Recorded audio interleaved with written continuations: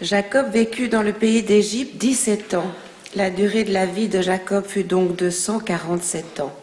Les jours d'Israël approchant leur terme, il manda son fils Joseph et lui dit : « Si tu as quelque affection pour moi, mais je te prie, ta main sous ma hanche pour attester que tu agiras envers moi avec bonté et fidélité en ne m'ensevelissant point en Égypte. Quand je dormirai avec mes pères, tu me transporteras hors de l'Égypte et tu m'enseveliras dans leur sépulcre. » Il répondit : « Je ferai selon ta parole. » Il reprit : « Jure-le-moi. » Et il le lui jura. Et Israël s'inclina sur le chevet du lit. Il arriva après ces faits qu'on dit à Joseph : « Ton père est malade. » Et il partit emmenant ses deux fils, Manassé et Éphraïm. On l'annonça à Jacob en disant : « Voici que ton fils Joseph vient te voir. » Israël recueillit ses forces et s'assit sur le lit. Et Jacob dit à Joseph : « Le Dieu Tout-Puissant m'est apparu à Luz, au pays de Canaan, et m'a béni. Et il m'a dit : Je veux te faire croître et fructifier, et je te ferai devenir une multitude de peuples. Et je donnerai ce pays à ta prospérité ultérieure, comme possession perpétuelle. Maintenant, tes deux fils, qui te sont nés au pays d'Égypte, avant que je vienne auprès de toi en Égypte, deviennent les miens, comme Ruben et Siméon, Éphraïm et Manassé seront miens. Quant aux enfants que tu engendrerais après eux, ils te seront attribués. Ils s'appelleront du nom de leurs frères, à l'égard de leur héritage. Pour moi, quand je revins du territoire d'Aram, Rachel mourut dans mes bras au pays de Canaan pendant le voyage. Lorsqu'une kibra de pays me séparait encore d'Éphrate, je l'inhumai là, sur le chemin d'Éphrate, qui est Bethléem.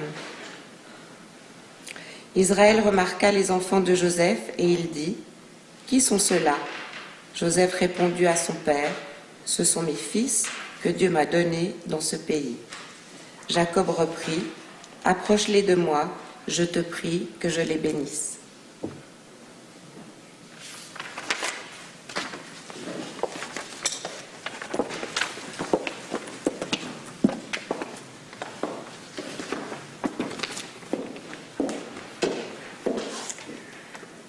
Comme Rabbi François a gentiment proposé à ceux qui le souhaitent de préparer un sermon portant sur la paracha du Shabbat, je me suis dit que j'allais essayer.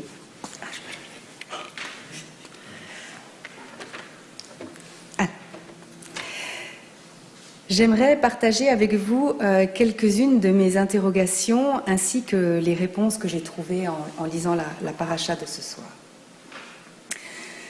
C'est de prénoms dont il va être question, car dans cette paracha, certains d'entre eux m'ont troublée. Pour commencer, il y a eu celui d'Israël. En effet, alors c'est pas dans la traduction qui a été lue ce soir, mais dans une autre traduction, vous allez être aussi confus que moi. Enfin, mais dans la traduction que moi j'ai lue, ça n'était pas écrit, on ne parlait pas de Jacob, mais on parlait d'Israël. Et moi, je me suis dit donc... le texte débute en parlant d'un vieil homme qui va bénir ses petits-enfants, qui sont les enfants de Joseph, et ce vieil homme s'appelle Israël.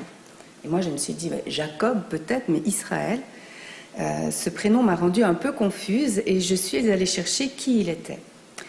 Peut-être, ou bien sans doute que la plupart d'entre vous connaissaient la réponse, mais moi, j'ai découvert qu'il s'agissait effectivement de Jacob, qui avait changé de nom après son combat avec l'ange. Évidemment que je connaissais ce combat, mais j'avais oublié que l'ange lui avait annoncé qu'il s'appellerait désormais également Israël. Après avoir éclairci ce point, j'ai repris le cours de ma lecture et voilà que je suis tombée sur les prénoms de Ménaché et Éphraïm. Et à nouveau, je me suis dit, mais qui sont-ils ? Ces deux prénoms ne me disaient rien. En poursuivant ma lecture, j'ai découvert qu'il s'agissait des deux enfants de Joseph, deux garçons nés en exil, en Égypte, et que leur père présentait à leur grand-père Jacob afin qu'il les bénisse. Mais je n'étais pas au bout de mes surprises à propos de tous ces prénoms inconnus, car au détour de mes lectures, j'ai découvert qu'en réalité, ces deux prénoms étaient fréquemment mentionnés car ils apparaissent dans une bénédiction qui est récitée chaque semaine à l'occasion du Shabbat et une fois par année à la veille de Kippour. En effet, il s'agit d'une bénédiction récitée de génération en génération par les parents pour leurs enfants et dans laquelle ils souhaitent à leurs enfants d'être à l'image de Ménaché et Éphraïm. Voici la bénédiction. Yesimcha Elohim ke Éphraïm ou ke Ménaché. Puisse l'Éternel faire que tu sois à l'image d'Éphraïm et de Ménaché. C'est-à-dire que les parents citent littéralement le verset, les phrases qui ont été prononcées par Jacob. Cette bénédiction est en tout cas une tradition ashkénaze, ce qui explique peut-être que je ne la connaisse pas puisque je viens d'une famille séfarade. Mais cela dit, ashkénaze ou non, on peut se demander pourquoi on a choisi dans la tradition juive de bénir les enfants en leur souhaitant d'être semblables à Éphraïm et Ménaché plutôt qu'à Abraham, Isaac, Jacob, côté patriarche, et de Sarah, Rivka, Rachel et Léa, côté matriarche. Pourquoi ce choix ? Car, au regard des patriarches et des matriarches, ces deux garçons semblent plutôt des personnages de deuxième plan. Comment comprendre que dans cette bénédiction destinée aux enfants, les parents, Shabbat après Shabbat, ne leur souhaitent ni de ressembler aux patriarches, ni aux matriarches, mais bien à Éphraïm et Ménaché. Qu'ont-ils de particulier pour donner ainsi envie aux parents que leurs enfants leur ressemblent ? J'ai trouvé une grille de lecture pour tenter de comprendre la raison de cette bénédiction qui m'a semblé intéressante et que j'ai envie de partager avec vous ce soir. Pour cela, il faut revenir au moment où Joseph nomme ses deux enfants, Éphraïm et Ménaché. Car ils viennent au monde tous les deux juste avant que la famine ne s'abatte sur la région. Joseph nomme le premier Ménaché, en utilisant le verset « Ki nachani Elohim eko amali ve'et kolbet avi » Dieu m'a fait oublier mes tribulations et la maison de mon père.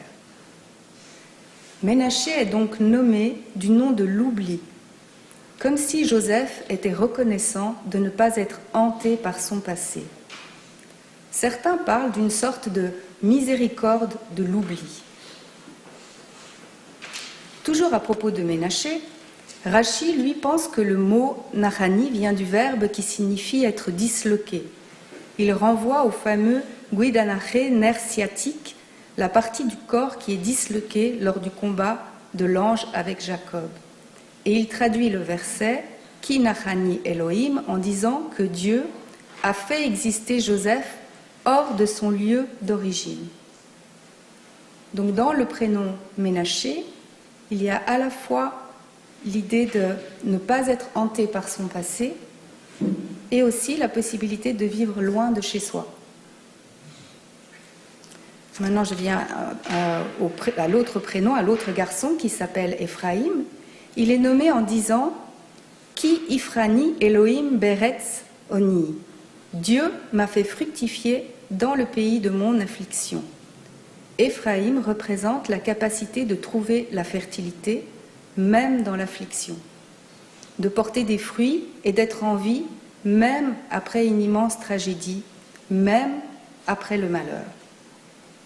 À partir de là, il semble que l'on commence à comprendre la portée de cette bénédiction qui est répétée semaine après semaine dans notre tradition.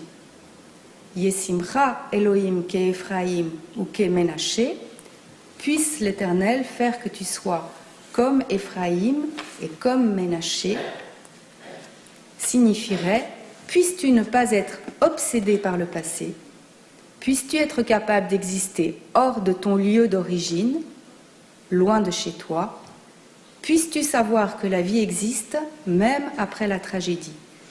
Voilà pour quelles raisons les prénoms de ces deux garçons sont utilisés pour bénir les enfants.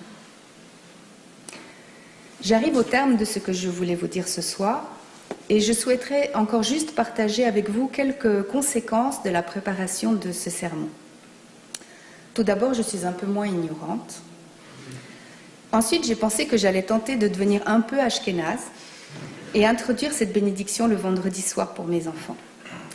Et pour terminer, outre mes lectures, j'ai mis à contribution Dan et Anne, Marco et Émilie, par de brefs échanges ou de plus longues discussions, qui pour m'aider à trouver un verset, qui pour m'aider à trouver du sens, et je les en remercie.